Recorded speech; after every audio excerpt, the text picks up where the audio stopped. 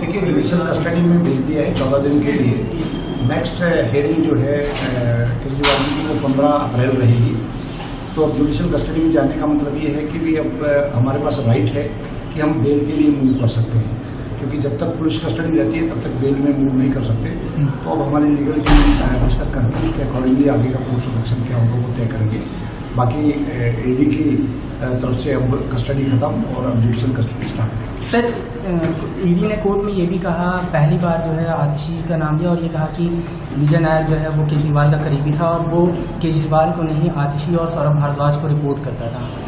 देखिए, ईडी अपनी एक नई स्टोरी लेके आ जाती है, जबकि आज जुडिशियल कस्टडी की उनकी एप्लीकेशन थी और उस एप्लीकेशन में उन्होंने कहा कि क्योंकि हमारे को 15 दिन की मैक्सिमम कस्टडी मिल सकती है, हम लोग अभी नहीं ले रहे हैं, बाद में हमारा राइट है। तो जबकि कानून बिल्कुल क्लियर है कि 15 दिन तक कस्टडी ले सकते हैं, जो कस्टडी उनकी होगी। तो अब जुडिशियल कस्टडी होने के बाद अब रेड टू अरेस्ट केस में दोबारा वो एप्लीकेशन कर सकते हैं। अगर ऐसा कभी होगा तो देन फर्दर डिसाइड करेगी कोर्ट।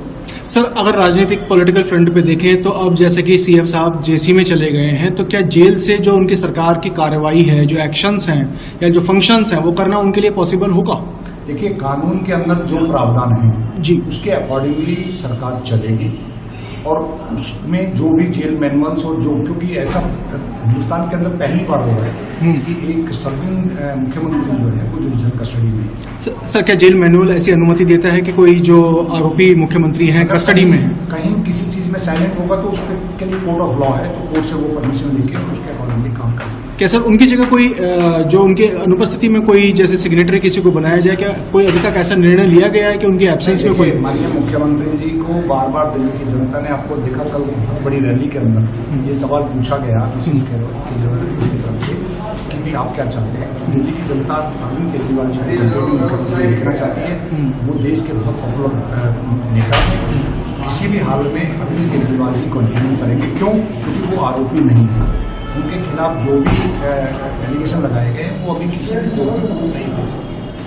सर, एक और आखिरी सवाल, कल गहलोत जी को जैसे ईडी ने समन दिया था और आज 2 आम आदमी पार्टी के नए नेताओं का नाम जो है कोर्ट में दे दिया और कुछ ईडी की तरफ से ये भी कहा गया कि हम आगे भी कस्टडी ले सकते हैं क्योंकि उनके पास भी समय बचा हुआ है। ऐसे में आप इस पूरे जो घटनाक्रम है उसको राजनीतिक दृष्टि से कैसे देखते हैं? देखिए, ईडी पूरी तरीके से भारतीय जनता पार्टी और नरेंद्र मोदी जी के इंस्ट्रक्शन पे काम कर रहे हैं।